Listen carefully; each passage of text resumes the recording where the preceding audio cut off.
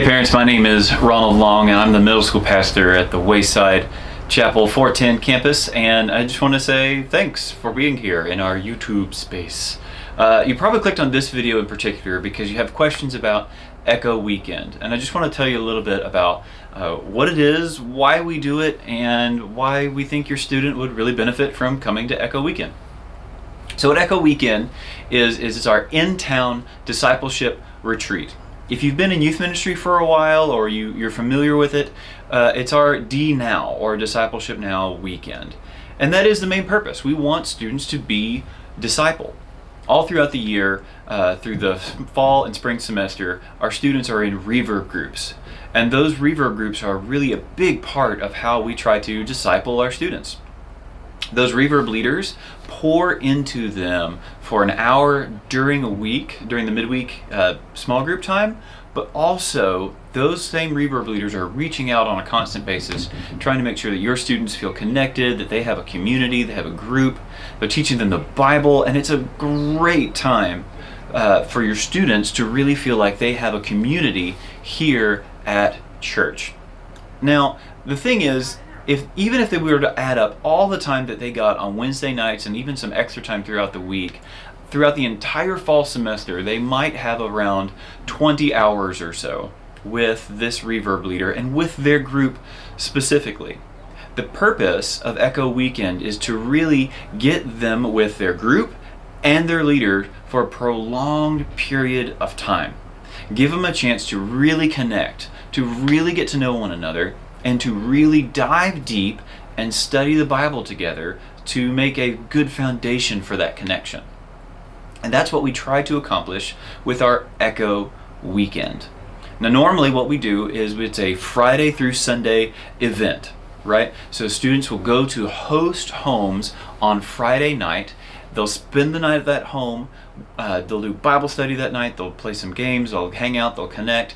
They'll wake up in the morning, they'll eat breakfast provided by volunteers, they'll have another Bible study time, they'll eat lunch, they'll have another Bible study there. We'll have an activity that we'll do all together as one big group, one big student ministry from Wayside Chapel.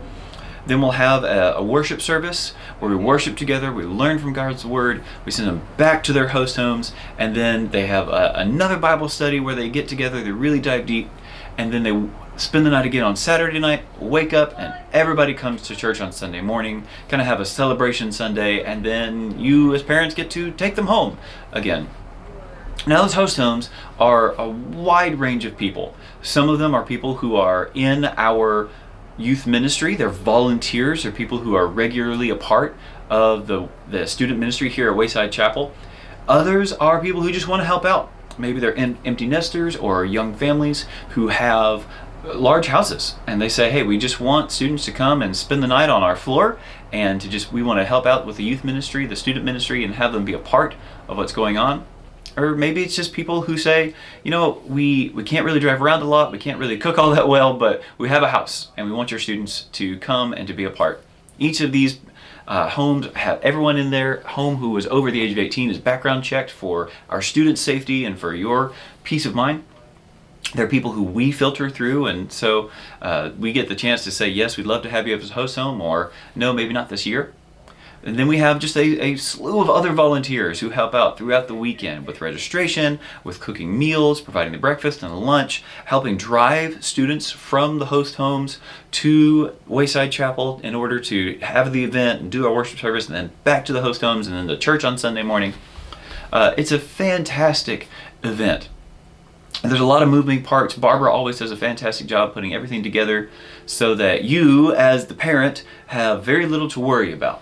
But we understand that this might be a big stretch for you, especially for my parents, the parents of maybe new 6th graders or 7th graders, those who have not spent the night outside of the home for the first time. There's a reason that we do this in town. It's so that you know where your student is, you get a chance to meet the host homes, to get a chance to know them, to know that your student is going to be in good hands, to be safe, and we want you to have peace of mind that we're going to take care of your students.